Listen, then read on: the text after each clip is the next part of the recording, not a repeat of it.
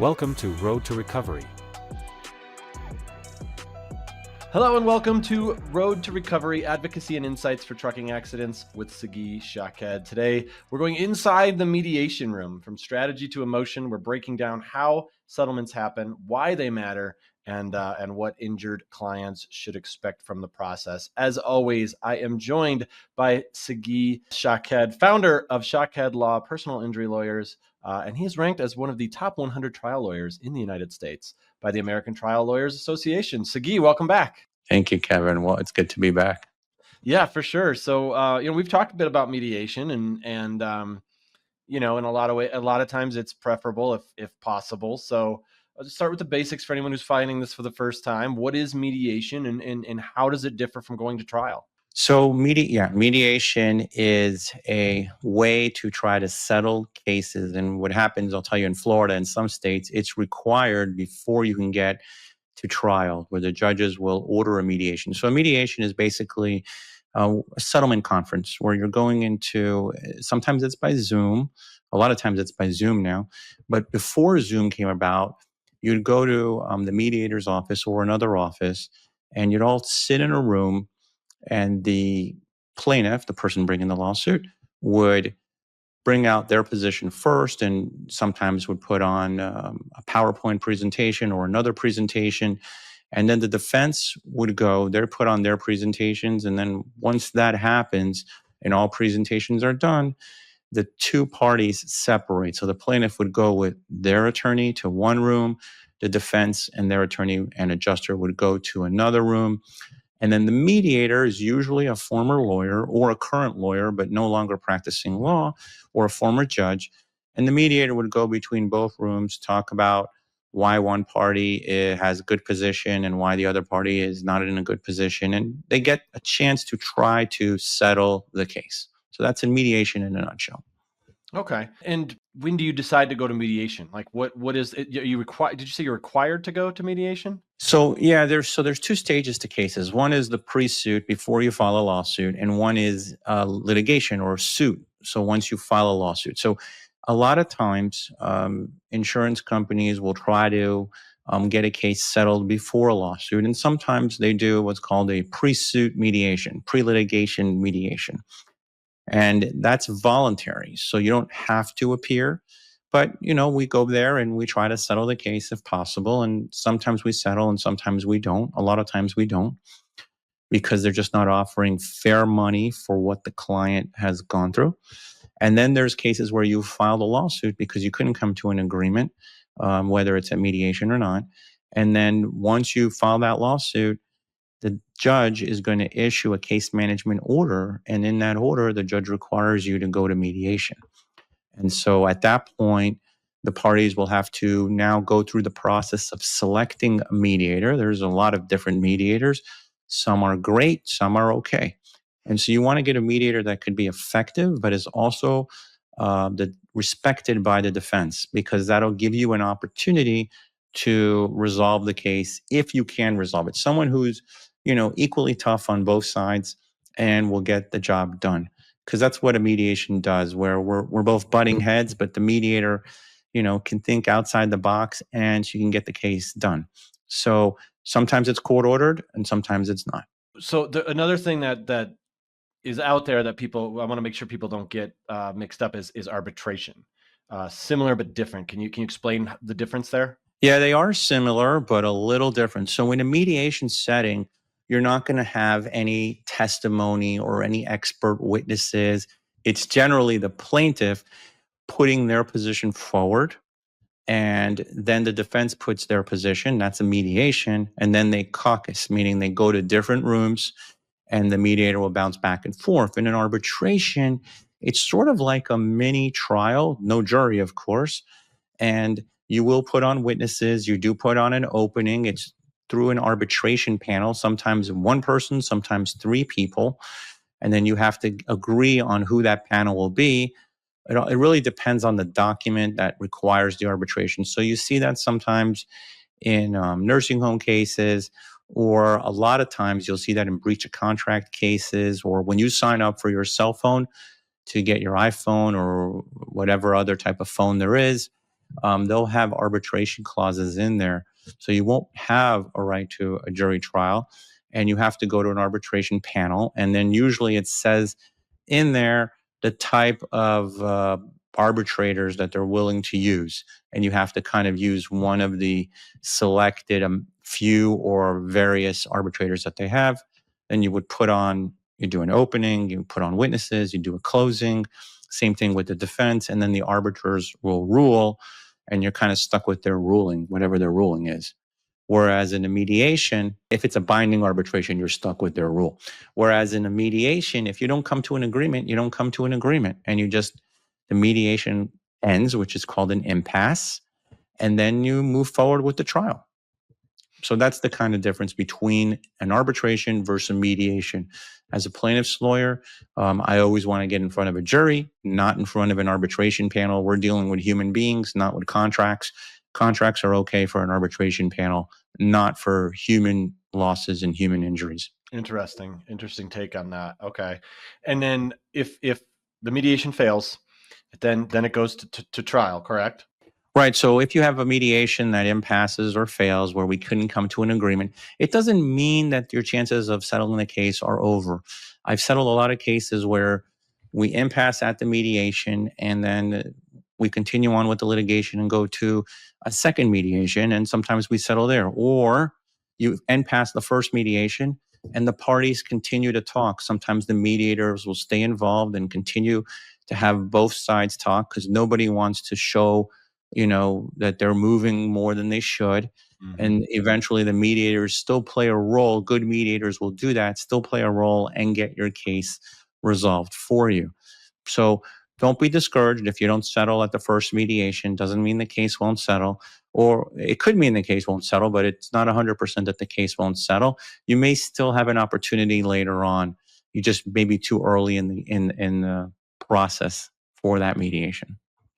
And okay, so if it doesn't settle, it goes to trial, mediation didn't work or it was at an impasse. Is anything that happened in mediation admissible in the trial? So the answer to that is absolutely no. Everything that happens in the mediation is strictly confidential. You can't bring it up at trial. You cannot say, hey, the defense told me this or the plaintiff said this.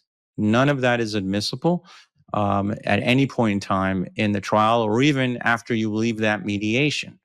So one little point of reference is if you're at a mediation and you've come to an agreement, make sure that those agreements are signed at the mediation. No party leaves into the agreement where you've agreed to settle is signed by all the parties. And that's a key, I would think, for anybody in any state. Yeah, it's probably good that the mediation doesn't get put into the trial because it probably encourages people to be a little more honest, maybe, and then hope that they can come to a resolution and it doesn't go to trial. Yeah, it's a great observation, Kevin. Absolutely. You want people to try to settle, and in settling, they got to give away some of their points and show some weakness on both sides, and that you don't want to happen at trial. In your experience, what is the percentage roughly on as far as if mediation works or not? Do you think is it more often that it works? So yeah, it's more often than not, it does work. Most cases get settled. For some reason, they make us try some cases because they're undervaluating the case. And as a result, then we'll go to trial and get a big verdict if that's what they want us to do. But most cases do settle. Whether they settle at mediation or not will really depend on the case. So, but in Miami-Dade County, I think they filed over 100,000 lawsuits. Only 400 went to trial. What happened to the other 99,500 cases? Most of them settle. Some of them still linger for the next year, but most of the cases settle, whether it's at mediation or some other form of settlement conference. How do you kind of coach your clients when it comes to mediation? Do you take a different approach to prep them than you would if you were going to trial? Oh, the prep is completely different when you're talking about a mediation, because in the mediation, the clients don't have to say anything. So they don't have to come forward. They don't have to testify. They don't have to be examined by any doctor. They don't have to say anything. So what'll happen is I'll put the presentation on. They'll listen to my presentation. The defense will put their presentation on. Usually it'll be upsetting to the clients.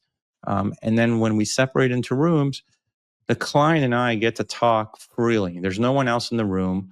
I wouldn't allow the client to talk while the defense is in the room because I don't want them knowing what we're talking about. But when we're in our separate room, we can talk about anything. Well, it doesn't have to be the case, but it can be the case. And usually it's about the case. And we'll talk about what a fair settlement amount is. We'll talk about if there's weaknesses in the case. And we'll also talk about the strengths of the case. So the main difference is in trial, you're putting on testimony. You're always being looked at by the jury and the judge. Here, there's really nobody looking at you other than the defense and the insurance adjuster. But that's for a brief time that we're in the mediation room or in the Zoom room with everyone together. Okay, so is it fair to say that it's less stressful on the clients mediation? Yeah, absolutely less stressful because again, most clients, just like most defendants, do not want to be in that courtroom and facing a cross examination or whether it's a vigorous cross or a regular cross. And most people have anxiety of speaking in front of public audiences, and there you have a jury looking at you the whole time and scrutinizing everything you've ever done over the last couple of years before the trial. So people do get nervous about it and they get anxiety about it. And I've seen that happen both when I was doing defense work and you see it on the plaintiff's side. But if you prepare the clients and you run drills with them, it becomes a lot easier. The nerves calm down a little bit, sort of like if you've practiced in any sport, the more you practice, the better you become when it's game time. You won't feel those nerves again because you've done it so many times over and over and over again. Same thing for the trial lawyer. You have trial lawyers that are just mumbling in front of the jury because they're just not prepared. They haven't done it. They don't have the experience. And even some that do have the experience, you see them, fumbling around and mumbling in front of the jury, which is not a good look. No, definitely not. Definitely not. Do you prep them for things like depositions too? Do you kind of prep your clients for every step? Yeah, you have to prep them for the depositions because the defense, they take classes on how to take these depositions, how to screw the plaintiff, how to ask questions that trick the plaintiff and make them look bad. So I'm always prepping, and the premise of all my prep is you got to tell the truth. That's number one. But there's questions that the defense asks you that you really need to know how to answer them truthfully, of course. But I give you an example. There's questions where they ask, what's your level of pain on the date of the accident? As if anybody remembers what their level of pain was on a specific date of accident or a I hate specific when doctors date. ask about how I'm feeling now. You know what I Right. mean? Like, I don't know. I mean, 10 is the word. I don't know. That's hard to quantify. So yeah, I can't imagine trying to do it from the date of the accident. Right. Remember, Kevin, I want you to remember 3 years ago, on this date, what was your level of pain on that day? I don't remember what it was. I know I was in pain. I was at the doctor's office. Right. Yeah. Yeah. So they try to get them, to trick them. And then if they don't remember, if they say something different, let's say you said an 8 to the doctor and now they're saying, oh, it was a 10. So now they're trying to make the client look like a liar. So you kind of prepare them for that. I don't want them guessing. If they don't remember, it's perfectly okay to say, I don't remember. You can say yes, no, I don't remember, I don't recall. Don't make up stuff. Don't lie and don't make up. That's my number one key. Stay truthful no matter what, because the truth always wins. And if we're on the right side, we're going to win. Yeah. Yeah. And I'm sure the defense, you don't always know what the defense is going to say, but you kind of have a feeling with your experience of what direction they're probably going to take, right? Yeah, after 25 years, I kind of have an idea. Like when we do the prep, I know exactly where they're going. We've looked at the medical records. We know if there's any holes in the case. We know how the crash occurred. We've dealt with our accident reconstruction expert. A lot of times we'll focus group the case before the deposition. So we kind of know where the holes are in the case and we'll prepare that way with the client. So it's just like going to trial. You're going to prepare your client just like you would prepare any witness. And if you're not preparing the client or the witness, you're not doing your job as a lawyer. Do you have a case you could share where mediation led to a result that you feel would have been probably better than if it had gone to trial? Sure. Yeah. I mean, a lot of times, if you're doing your job right as the lawyer, you will present that case at mediation like it's a trial. And that's what we do. Like, I don't want to run to a mediation early. I want to get there and really work up the case, And I know it takes a lot more time and a lot more energy and a lot more money. But if you work up the case right and you give the insurance company a preview of what your trial is going to show and what you've done in this case, because the reality is when I go to mediation, I don't know what the defense lawyer has told the insurance company. I don't know what they've reported on this case or how bad their defense is. So I can't rely on the defense attorney to evaluate the case. It's my job to show the insurance company, hey, this is how we see the case. I don't know what was reported to you, but let me tell you what's going to happen at trial, and let me show you. So we'll take videotape depositions. We'll play clips at the mediation that we're going to play at the trial, where you have different people talking about what they saw, what they heard, what they think, and from depositions, from sworn testimony. And that kind of wakes up the insurance adjuster and the insurance company to say, oh, these guys are serious. This isn't just, them saying it. This is what the evidence is. Here's what we're going to show you with the medical, what the person's gone through. So we do have cases where our values at mediation are coming in at trial values because we're going to try that case. So they're paying us sometimes more than the trial value and sometimes trial value. And that's always great for our clients. And that's a testament to our hard work and putting the cases together the right way. Yeah, I could see that maybe the perception for a client might be like, well, I'll probably get more if we go to trial, but that's not always the case, clearly. You can go to trial and get more, absolutely, but you can also go to trial and get less, or Zero. sometimes get nothing, right? Yeah. That could happen. Yeah. You see that because it's a jury, so you don't really know what a jury is going to do. Now, I can tell you, sometimes there's cases you're going to win.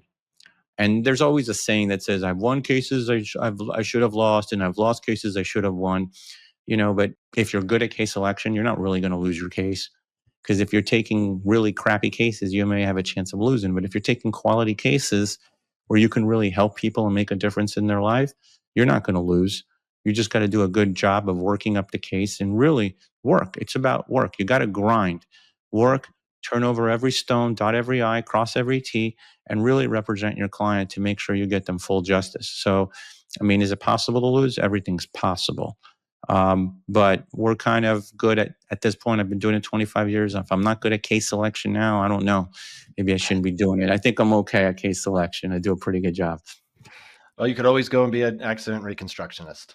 There you go. They're getting paid no matter what. There you go. All right. Well, thanks for tuning in to Road to Recovery, Advocacy and Insights for Trucking Accidents with Sagi Shaked. For more information or to connect with Sagi and his team, visit shakedlaw.com. And don't forget to subscribe to our channel and give us a review. We really appreciate it. Sagi, I really appreciate your time. Thanks so much for being here. Thanks, Kevin. Thanks for watching. Be sure to hit that like and subscribe button and leave us a review in the comments.